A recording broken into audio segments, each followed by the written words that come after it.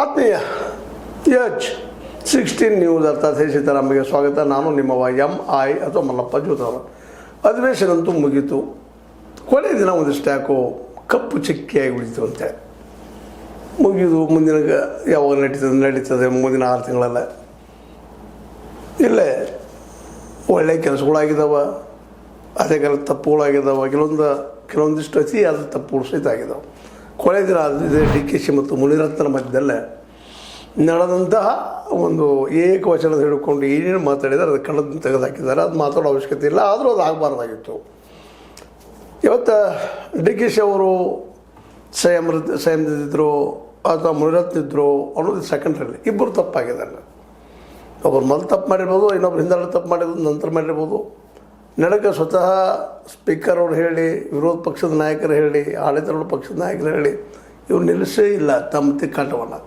ಒಬ್ರಿಗೊಬ್ರು ಟೀಕೆ ಮಾಡೋದು, ವೈಯಕ್ತಿಕ ಮಾಡಿದ್ರೆ ಟೀಕೆ ಮಾಡೋದು, ಮುನಿರತ್ನವರ ಬೆಂಬಲಿಗರು ಅವ್ರಿಗೆ ಸಪೋರ್ಟ್ ಮಾಡುವಂಥದ್ದು, DKC ಅವ್ರ ಬೆಂಬಲಿಗರು ಅವ್ರಿಗೆ ಸಪೋರ್ಟ್ ಮಾಡುವಂಥದ್ದು, ಒಬ್ರಿಗೊಬ್ಬರು ಎತ್ತಾಡಿದ ಮಾತುಗಳು. ಮತ್ತು ಇನ್ನೊಂದಿಲ್ಲ ಗಮನಿಸಬೇಕಾಯ್ತು, ಇಬ್ಬರು ಇತಿಹಾಸವನ್ನು ಸೂಕ್ಷ್ಮವಾಗಿ ಗಮನಿಸಿದ್ರೆ ನಿಜವಾಗಿಯೂ ಇವರು ಇಂಥ ಒಂದು ಈ ರಾಜ್ಯದ ದೊಡ್ಡ ಘನವೆತ್ತ ಏನಪ್ಪ ಅಂತಂದ್ರೆ ಪಂಚಾಯತ್ ಇದು, ರಾಜ್ಯ ಮಟ್ಟದ ವಿಧಾನಸಭೆ. ಇಲ್ಲೇ ಗೌರವಾನ್ವಿತ ವ್ಯಕ್ತಿಗಳು, ಅಭ್ಯಾಸಿಗರು, ಜನರ ಪರ ಕಾಳಜಿ ಇದ್ದಂಥವ್ರು, ಅವರಂಥವ್ರಿಗೆ ಇಷ್ಟ ಇದ್ದಂಥದ್ದು. ಆದರೆ ಇತ್ತೀಚಿನ ದಿನದಲ್ಲಿ ಏನಾಗ್ಯದಪ್ಪ ಅಂತಂದ್ರೆ ಇವೆಲ್ಲ ದುಡ್ಡಿದ್ದವರ ಕೈಯಲ್ಲಿ ಸಿಕ್ಕೊಂಡು ಹೋಗ್ತಾ ಇದ್ದಾವಂತ. ದುಡ್ಡಿದ್ದಂಥ ಜನ ದುಡ್ಡು ಹಂಚೆ ಮಾಡಿ ಆಯ್ಕೆಯಾಗಿ ಬಂದ ತಕ್ಷಣ ಇಂಥ ಜನ ನಮ್ಮಲ್ಲಿ ಬಂದುಬಿಡ್ತಾರೆ. ಇವತ್ತು DKC ಅವ್ರು ಭಾಳ ಸುಂದರವಾಗಿ ಮಾತಾಡ್ತಿರ್ಬೋದು, ಒಳ್ಳೆಯವರು ಇದ್ದಾರೆ, ಇಲ್ಲ ನಾವು ಹೇಳಕ್ಕೆ ಹೋಗೋದು ಅದ್ರ ಬದಲಾಗಿ ಜನ ಆರಿಸಿದಾರೆ, ಅದಕ್ಕೆ ನಾವು ಬೆಲೆ ಕೊಡಬೇಕಾಗ್ತದೆ. ಆದರೆ ಈ ನಿನ್ನೆ ತೋರಿಸಿದಂಥ ಅವರ ವ್ಯಕ್ತಿತ್ವ ಇನ್ನೊಂದು ಕರಾಳ ಮುಖವನ್ನು ಅವ್ರು ತೋರಿಸ್ತದಂತ. DKC ಅವ್ರದ್ದಾಗಿರ್ಬೋದು, ಮುನಿರತ್ನ ಅವ್ರದ್ದು ಆಗಿರ್ಬೋದು. ಅವ್ರ ಮೇಲೆ ಇಬ್ಬರ ಮೇಲೆ ಆರೋಪಗಳಿದ್ದಾವೆ. ಇಬ್ಬರು ಜೈಲು ಕಂಡು ಬಂದಂಥವ್ರು ಇದ್ದಾರೆ. ಒಬ್ಬರ ಮೇಲೆ ಒಬ್ಬರು ಸದಾ ಆರೋಪ ಮಾಡ್ತಾನೆ ಇರ್ತಾರೆ. ವ್ಯಂಗ್ಯ ರೂಪಲೆ, ಮತ್ತೊಂದು ರೂಪಲೆ, TV ರೂಪಲೆ ಮಾತಾಡ್ತಾನೆ ಇರ್ತಾರೆ. ಅದು ಈ ಸದನದಲ್ಲಿ ಅವಶ್ಯ ಇರಲಿಲ್ಲ ಅಂತೇಳಿ. ಯಾಕಂದರೆ ಸದನದಲ್ಲಿ ಚರ್ಚೆ ಮಾಡೋದು ಕೇವಲ ಜನರ ಸಮಸ್ಯೆಗಳ ಬಗ್ಗೆ, ಜನರಿಗೆ ಏನು ಬೇಕಾಗಿದೆ ಅದರ ಬಗ್ಗೆ, ಅದು ಪರಿಹಾರದ ಬಗ್ಗೆ ಹುಡುಕಬೇಕು ವಿನಃ ಪ್ರಶ್ನೆ ಕೇಳಬೇಕು, ಉತ್ತರ ಹೇಳಬೇಕು. ಅದನ್ನು ಬಿಟ್ಟು ಅದನ್ನು ಬೇರೆ ಬೇರೆ ವೈಯಕ್ತಿಕ ಮಟ್ಟದಲ್ಲಿ ಹೋಗುವಂಥದ್ದಕ್ಕೆ ಇಲ್ಲಿ ಅವಕಾಶ ಇಲ್ಲ. ಅದು ಮಾಡೋದಪ್ಪ ಅಂತ ಹೊರಗೆ ಜಾಗದಲ್ಲಿ ಬೇಕಾದಂಗೆ ಮಾಡ್ಕೊಳ್ಳಿ. ಅವರಿಬ್ಬರು ಒಬ್ಬರಿಗೊಬ್ಬರು ಕೇಸ್ ಹಾಕ್ಕೊಳ್ರಿ, ಕೋರ್ಟಿಗೆ ಹೋಗಲಿ, ಮತ್ತೇನು ಮಾಡಲಿ, ನಡು ಬೀದಿಯಲ್ಲಿ ನಿಂತು ಕಾಲು ಮೇಲೆ ಪಡೆದಾಡ್ಕೊಳ್ಳಿ ಅಂತ ಕರಲ್ಲ. ಯಾಕಂದ್ರೆ ಅವ್ರು ವೈಯಕ್ತಿಕ ಆಗ್ತದೆ. ಇದು ಹಂಗಲ್ಲ, ಇದಕ್ಕೆ ಶೋಭೆ ಅದ, ಇದು ಘನತೆ ಅದ. ವಿದ್ವಾಂಸರು, ಅಭ್ಯಾಸಕರು, ಜನಪರ ಇದ್ದ ಚಿಂತಕರು ಇಲ್ಲಿ ಬಂದು ಸೇರುವಂಥ ಜಾಗಿದ್ರು. ಇಡೀ ರಾಜ್ಯ ಇಲ್ಲಿ ಒಬ್ಬೊಬ್ರು ಮಾತಾಡೋದು ಸಹಿತ ಭಾಳ ಸೂಕ್ಷ್ಮವಾಗಿ ಅಬ್ಸರ್ವೇಷನ್ ಮಾಡ್ತಾ ಇರ್ತಾರೆ. ನಿನ್ನೆ ಇವ್ರು ಮಾಡಿದ್ದು ನೋಡಿದಾಗ ಇವರೆಲ್ಲ ಅಂಥದ್ದು ಹಿಂದಿದ್ದವ್ರು ಅವರು ಬದಲಾಗುವುದಿಲ್ಲ ಅಂತೇಳಿ. ಯಾಕಂದರೆ ಆ ಒಮ್ಮೆ ಬೆಳೆದು ಬಂದ ನೇಚರ್ ಇದಾಗುವುದೆಲ್ಲ ಚೇಂಜ್ ಆಗೋದು ನೋಡೋದಕ್ಕೆ ಮತ್ತೊಮ್ಮೆ ಪುರಾವೆಯನ್ನು ಒದಗಿಸ್ಕೊಟ್ರು ಇಬ್ಬರು ಮೇಲೆ ಹೇಳಿದ್ದೀನಿ. ಈಗ ಆರಂಭದಲ್ಲಿ ಹೇಳಿದ್ದೀನಿ, ಇಬ್ಬರ ಮೇಲೂ ಆರೋಪಗಳಿದ್ದಾವೆ. ಇಬ್ಬರು ಜೈಲು ಕಂಡು ಬಂದಂಥವ್ರು ಇದ್ದಾರೆ. ಒಬ್ಬರು ಕಂಡೊಬ್ಬರಿಗೆ ಆಗೋದಿಲ್ಲ. ಯಾಕಂದರೆ ಇಬ್ಬರು ಅದೇ ಒಂದು ರೋಡದಲ್ಲಿ ಬಂದಂಥವ್ರು, ಅದೇ ಹಾದಿಯಲ್ಲಿ ಬಂದಂಥವ್ರು. ಹೀಗಾಗಿ ಅವ್ರನ್ನ ಕಂಡ್ರೆ ಇವ್ರು ಕಂಡ್ರೆ ಅವ್ರಿಗೆ ನಡೆಯುವಂಥದ್ದು ಸಾಮಾನ್ಯ ಅದ ಅಂತ. ಅದಕ್ಕಾಗಿ ಇಲ್ಲಿ ಮುನಿರತ್ನ ತಪ್ಪು ಮಾಡಿದ್ರು, DKC ಅವ್ರು ತಪ್ಪು ಮಾಡಿದ್ರು ಮುಖ್ಯ ಅಲ್ಲ. ಇಬ್ಬರು ತಪ್ಪು ಮಾಡಿದಾರೆ, ಇದರಲ್ಲಿ ಎರಡು ಮಾತಿಲ್ಲ. ಒಂದು ಸಸ್ಪೆಂಡ್ ಮಾಡಿದ್ರೆ ಇಬ್ಬರು ಕೂಡ ಸಸ್ಪೆಂಡ್ ಮಾಡಿಬಿಟ್ಬಿಡ್ಲತ್ತ, ಅದನ್ನ ಪ್ರಶ್ನೆನೂ ಇಲ್ಲ. ಆದರೂ ಸಹಿತ ಒಂದು ದೊಡ್ಡ ಮಟ್ಟಕ್ಕೆ, ಎತ್ತರದ ಮಟ್ಟಕ್ಕೆ ಬಂದಾಗ ಇಂಥ ಮಾತುಗಳು ಇಲ್ಲಿ ಈ ಜಾಗದಲ್ಲಿ ಬೇಕಾ ಅನ್ನುವಂಥದ್ದನ್ನು DKC ಅವರು ಚಿಂತಿಸಬೇಕು. ಅದೇ ಕಾರಣಕ್ಕೆ ಮುನಿರತ್ನ ಅವರು ಚಿಂತಿಸಬೇಕಾಗಿದೆ. ಮುನಿರತ್ನ ಅವ್ರ ಮೇಲಂತೂ ಭಾಳ ವೈಯಕ್ತಿಕ ಅವ್ರ ಮೇಲೆ ಟೀಕೆಗಳಿದ್ದಾವೆ, ಅದ್ರ ಬಗ್ಗೆ ಆರೋಪಗಳಿದ್ದಾವೆ. ಹೆಣ್ಮಕ್ಳಿಂದ ಮತ್ತೇನೊಳಗೆ ಅವ್ರಿಗೆ ಗದ್ದಲಗಳು ಭಾಳ ಇದ್ದಾವೆ. ಹಾಗಾದರೆ ಇವರೇನು ಸುದ್ದದಂತಿಲ್ಲ. DKC ಅವ್ರ ಮೇಲೂ ಆರೋಪಗಳಿದ್ದಾವೆ. ಇಬ್ಬರು ಒಬ್ಬರ ಮೇಲೆ ಒಬ್ಬರು ಆರೋಪಗಳಿದ್ದಾವೆ. ಇಲ್ಲೇ ಆರೋಪಗಳಿದ್ದಾಗ ಅದರ ಬಗ್ಗೆ ಚರ್ಚೆ ಮಾಡಲಾರದು ಏನು ಪ್ರಶ್ನೆ ಮಾಡಿದ್ರು ಅವರು ಮುನಿರತ್ನವರು? ಅದಕ್ಕೆ ಉತ್ತರ ಕೊಡಬೇಕಾಗಿದ್ದು ಇವ್ರ ಕೆಲಸ. ಅದನ್ನೆಲ್ಲ ಮಾಡಿದ್ರೆ ಮುಗಿದು ಬಿಡ್ತದೆ. ಏನು ಕೇಳಿದ್ರಪ್ಪ, ಅದು ಪ್ರಶ್ನೆ ಏನದ, ಮಾಡಬೇಕಾಗಿತ್ತು, ಆಗ್ಯದನೋ ಇಲ್ಲೋ ಅನ್ನೋ ಪ್ರಶ್ನೆಗಳು ಉತ್ತರ ಕೊಡಬೇಕಾಗ್ಯದ. ಆಗಿರಲಿಲ್ಲ ಅಂದರೆ ಯಾಕೆ ಆಗಿಲ್ಲ, ಅಂತ ಉತ್ತರ ಕೊಡಬೇಕಾಗ್ಯದ. ಆಗಿದ್ರೆ ಇದು ಆಗಿದೆಪ್ಪ ಅಂತ ಹೇಳುವಂಥದ್ದು. ಇದು ವೈಯಕ್ತಿಕ ಮಾತಾಡೋ ಅವಶ್ಯಕತೆ ಇಲ್ಲ. ಆದರೂ ಮಾತಾಡಿದರು, ಸದನಕ್ಕೆ ಏನಪ್ಪ ಅಂದ್ರೆ ಅಗೌರವ ತಂದರು ಅನ್ನುವಂಥ ಮಾತನ್ನು ಈ ಸ್ವತಃ ನಮ್ಮ ಏನಪ್ಪ ಅಂತಂದ್ರೆ ನಮ್ಮ ಏನು UT ಖಾದರ್ ಅವರು ಅಂದರೆ ಸಭಾಧ್ಯಕ್ಷರು ಕೊನೆಗೆ ಬಿಡ್ರಪ್ಪ ಇದೆಲ್ಲ ಬಿಡಂತ ಹೇಳಿದ್ರು ಕೇಳಲಿಲ್ಲ. ಕೊನೆಗೆ ಲಾಸ್ಟಾಗಿ ಬಂದೊಂದು ಮಾತಾಡ್ತಾ ಇದ್ದಾರೆ. ಇನ್ನು ಮುಂದೆ ಇಂಥ ಘಟನೆ ನಡೆದರೆ ಹೆಸರು ಹೇಳಿ ಕ್ರಮ ತೆಗೆದುಕೊಳ್ಬೇಕಾಗುತ್ತದೆ. ಇಲ್ಲಿ ನಡೆದ ಘಟನೆ ಮತ್ತು ವರ್ತನೆಯನ್ನು ಖಂಡಿಸುತ್ತೇನೆ ಎಂದು ಹೇಳಿ ಮಾತು ಮುಗಿಸ್ತಾರೆ. ಅಂದರೆ ಖಂಡನೆಗೆ ಅರ್ಹರಾದಂಥದ್ದು ಎಷ್ಟು ಕೀಳುಮಟ್ಟಕ್ಕೆ ಇಳಿದು ಮಾತಾಡಿರ್ಬೋದು ಇವರು ಅಂತೇಳಿ. ಯಾಕಂದರೆ ಇಬ್ಬರು ದೊಡ್ಡ ಮಟ್ಟದ BJPಯಲ್ಲಿ ಅವರು ಮುನಿರತ್ನ ಅವರು ಚಲೋ ಒಳ್ಳೆ ಹೆಸರು ಮಾಡ್ಕೊಂಡಂಥವ್ರು, ಒಳ್ಳೆ ನಾಯಕರಿಂದ ಅನ್ಕೊಂಡವರು. ಆದರೂ ಅವ್ರ ಬಗ್ಗೆನೂ ಅವ್ರ ದೊಡ್ಡ ಆರೋಪಗಳಿದ್ದಾವೆ. ಡಿ ಕೆ ಶಿ ಅವ್ರದ್ದು ಪರಿಸ್ಥಿತಿ ಅದೇ ಅದ. ಇವರು CBI ಅಲ್ಲೆಲ್ಲ ಸಿಕ್ಕಾಕೊಂಡ್ರು ಆಗಿಲ್ಲ ಅಂತ ಇವತ್ತು ಹೇಳ್ತಿರ್ಬೋದು. ಆದರೆ ಅವ್ರ ಇತಿಹಾಸದಲ್ಲಿ ನಡೆದಿರೋ ಘಟನೆಗಳು ಸುಳ್ಳಲ್ಲ.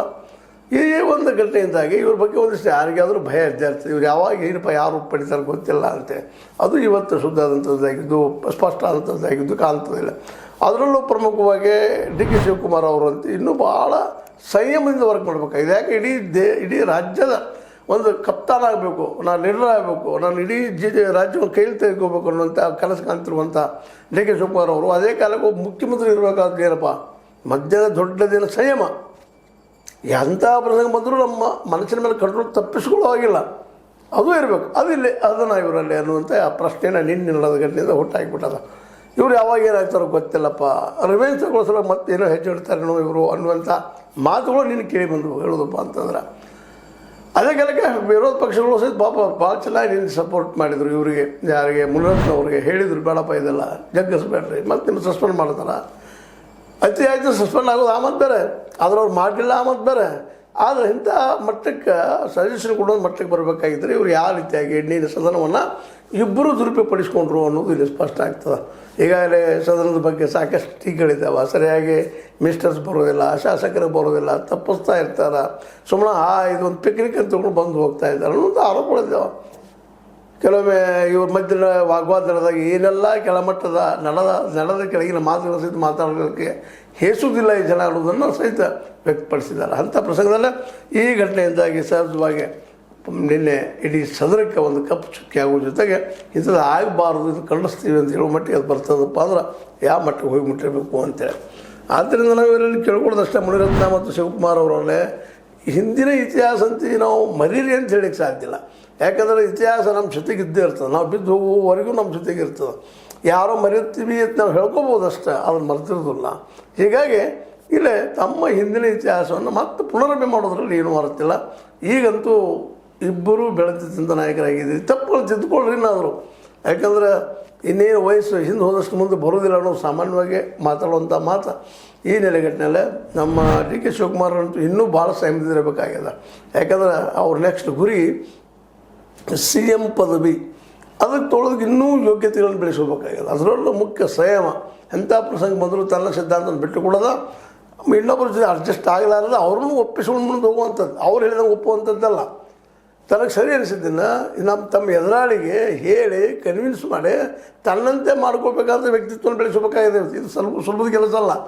ಎಂಥ ಆಕ್ರಮಣಕಾರಿಯಾಗಿ ನಮ್ಮ ನಡೆಯಾದರೂ ಸಹಿತ ಮತ್ತೆಲ್ಲ ಸಹಿತ ಸಂಯಮ ತಡೆಯುವ ಶಕ್ತಿ ಬೇಕಾಗ್ತದೆ, ಮಾನಸಿಕ ಸ್ಥಿತಿಗಳು ಬೇಕಾಗ್ತಾ ಇದ್ದಾವೆ. ಅವತ್ತು ನೋಡಿದಾಗ ನಮ್ಮ ಡಿ ಕೆ ಶಿವಕುಮಾರ್ ಅವರು ಕಡಿಮೆ ಅದಾನ ಅನ್ನುವಂಥ ಮಾತು. ಹೀಗಾಗಿ ಈಗಾಗಲೇ ಈ ಡಿ ಕೆ ಶಿ ಅವರು ಮುಖ್ಯಮಂತ್ರಿ ಸ್ಥಾನಕ್ಕೆ ಸ್ಪರ್ಧೆ ಮಾಡಿದರು, ನನಗೆ ಕೊಡಬೇಕಂತ ಬೆಳೆಸಿದ್ರು. ಹೈಕಮಾಂಡ್ ಯಾಕೆ ಕೊಟ್ಟಿಲ್ಲ ಅನ್ನೋದಕ್ಕೆ ನಿನ್ನೆ ನಡೆದ ಘಟನೆಯಿಂದ ಸಾಬೀತಾಗುವಂಥ ವಿಷಯ. ಇನ್ನೂ ಡಿ ಕೆ ಶಿ ಅವರು ಭಾಳಷ್ಟು ಕಲಿಯೋದು, ಇನ್ನೂ ಸಂಯಮತೆಯ ಪಾಠನ ಕಲಿಬೇಕಾಗ್ಯದ.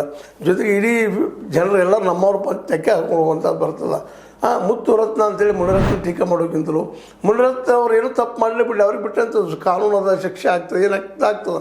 ಅವ್ರನ್ನ ಪ್ರೀತಿಯಿಂದ ಅವ್ರು ಕೇಳಿದ ಪ್ರಶ್ನೆಗಳಿಗೆ ಗೊತ್ತಿದ್ದಷ್ಟು ಹೇಳಿ, ಇಲ್ಲ ಅಂದರೆ ಇಲ್ಲಿ ಹೇಳ್ತೀನಪ್ಪ ಅಂತೇಳಿ ಅಥವಾ ಅಧಿಕಾರಿಗಳಿಂದ ಉತ್ತರ ಕೊಡಿಸ್ಬಿಟ್ಟು ನಮ್ಗೆ ಓದೋಗ್ಬಿಡ್ತದೆ. ಅದು ಇದು ಬೆಳೆಸೋ ಅವಶ್ಯಕತೆ ಇರಲಿಲ್ಲ.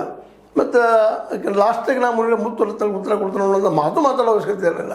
ಅವ್ರು ಕೇಳಿದಾರೆ ನೀವು ಉತ್ತರ ಕೊಡಬೇಕಾಗ್ಯದ. ಅದು ಸಮಯ ಇಲ್ಲಪ್ಪ, ನಮಗೆ ಇಷ್ಟು ಟೈಮ್ ಕೊಡ್ತೀವಿ ಅಂತ ಹೇಳುವಂಥದ್ದು, ಮತ್ತೇನು ಮಾಡುವಂಥದ್ದು ಮಾಡಬೇಕಾಗ್ತದೆ. ಈಗ ಉದ್ದಾರತನ ವೃತ್ತಿ ಬಂದಾಗ ಅವರು ಉದ್ದಾರತನವಾಗಿ ವರ್ತನೆ ಮಾಡಿದ್ದು, ಒಂದು ಕೊದಿರಾಗಿಬಿಟ್ಟಿದ್ದು, ಕೈ ಮೇಲಾಯಿಸಿ ಜಗಳ ಹೋಗಿಬಿಡ್ತು. ಅದು ಇಡೀ ಸದನ ತಲೆ ತೆಗೆಸುವಂಥ ಕೆಲಸ ಸದನದ ಮುಕ್ತಾಯ ದಿನದಿಂದ ಕೊನೆ ಕ್ಷಣದಲ್ಲಾಗಿದ್ದ ಎಲ್ಲರಿಗೂ ನೋವು ತರುವಂಥ ವಿಷಯ. ಏನೋ ಆಗಲಿ ಡಿ ಕೆ ಶಿ ಅವರಾಗಿರ್ಬೋದು, ಮುನಿರತ್ನವರಾಗಿರ್ಬೋದು, ಇತಿಹಾಸ ತಪ್ಪು ಮಾಡಿದ್ದಂತೆ ನಿಶ್ಚಿತ. ಆದರೆ ಅದನ್ನು ಮರೆತ ಹೊಸ ಬದುಕನ್ನು ಕಟ್ಟಿಕೊಂಡು ಒಬ್ಬರಿಗೊಬ್ಬರು ಸಹಕಾರ ಆಗುವಂಥದ್ದು ವ್ಯವಸ್ಥೆಯನ್ನು ನಿರ್ಮಾಣ ಮಾಡಬೇಕಾಗಿದ್ದು ಇಬ್ಬರು ಜವಾಬ್ದಾರಿ. ಯಾಕಂದರೆ ಇಡೀ ಕರ್ನಾಟಕ ಜನ ಇವರಿಗೆ ನಿಮಗೆ ಜವಾಬ್ದಾರಿ ಕೊಟ್ಟದ್ದು. ಅದರಲ್ಲಿ ನಿಮ್ಮ ಕ್ಷೇತ್ರದ ಜನ ನಿಮಗೆ ಒಳ್ಳೆ ಕೆಲಸ ಮಾಡಲಪ್ಪ, ನಮ್ಮ ಕೆಲಸ ಮಾಡಲಿ, ನಮಗೆ ಉದ್ಧಾರ ಮಾಡಲಿ, ನಮ್ಮ ಬದುಕನ್ನು ಸ್ವಚ್ಛ ಮಾಡಲಿ, ಹಸನ ಮಾಡಲಿ, ದೊಡ್ಡದು ಮಾಡಲಿ ಅಂತೇಳಿ ಓಟ್ ಹಾಕಿದ್ದಾರೆ. ಅವ್ರಿಗೆ ಅದ್ರ ಗೌರವ ಕೊಟ್ಟ ನಿಮ್ಮ ಭಾಷೆ ಮೇಲೆ ಹಿಡಿತ ಜೊತೆಗೆ ಸಂಯಮ ಇವೆರಡೂ ಬೆಳೆಸ್ಕೊಳ್ಬೇಕಾಗಿದ್ದು ಡಿ ಕೆ ಶಿ ಮತ್ತು ಮುನಿರತ್ನ ಅವ್ರದ್ದು ಅನ್ನೋದು ಈ ಸಂದರ್ಭದಲ್ಲಿ ಮತ್ತೊಂದು ಮಾಡ್ತಾ. ಆದರೂ ಸದನದಲ್ಲಿ ವಿರೋಧ ಪಕ್ಷದ ನಾಯಕರಾಗಿರ್ಬೋದು, ಆಡಳಿತ ಪಕ್ಷದವರಾಗಿರ್ಬೋದು, ನಮ್ಮ ಸಭಾಧ್ಯಕ್ಷರಾಗಿರ್ಬೋದು, ಎಲ್ಲರೂ ಸಂಯಮದಿಂದ ಇವ್ರ ಜೊತೆಗೆ ವರ್ತನೆ ಮಾಡಿದ್ರಿಂದಾಗಿ ನಿನ್ನೆ ಇನ್ನಷ್ಟು ಕದಲಾಗಬೇಕಾಗಿದ್ದು ಮುಗಿದು ಹೋಗ್ಯದ. ಅದು ಏನಪ್ಪ ಅಂದ್ರೆ ಯಾವ ರೀತಿ ಮುಗಿತಿತ್ತು ಗೊತ್ತಿಲ್ಲ, ಒಟ್ಟು ಬಗೆಹರಿತದ, ಅದೊಂದು ಸಂತೋಷ ಅಂತ ಹೇಳ್ತಾ, ಏನೋ ಇರಲಿ ಡಿ ಕೆ ಶಿವಕುಮಾರ್ ಮತ್ತು ಮುನಿರತ್ನ ಇಬ್ಬರು ಕದರ ಇಬ್ಬರಿಗೂ ಶೋಭೆ ತರೋದಲ್ಲ ಅನ್ನೋ ಮಾತನ್ನು ಮತ್ತು ಹೇಳ್ತಾ, ಇದು ನಿಮ್ಮ ಲೈಕ್ ಇರ್ಬೋದು, ಲೈಕ್ ಮಾಡಿ, ಶೇರ್ ಮಾಡಿ, ಕಮೆಂಟ್ ಮಾಡಿ, ಜೊತೆಗೆ ಸಬ್ಸ್ಕ್ರೈಬ್ ನಡೆಸ್ಕೊಂಡು. 60 ನ್ಯೂಸ್ ಅರ್ಥ ನಮ್ಮದು ಸತ್ಯದ ಕೈಗಳಲ್ಲಿ ವಂದನೆಗಳು.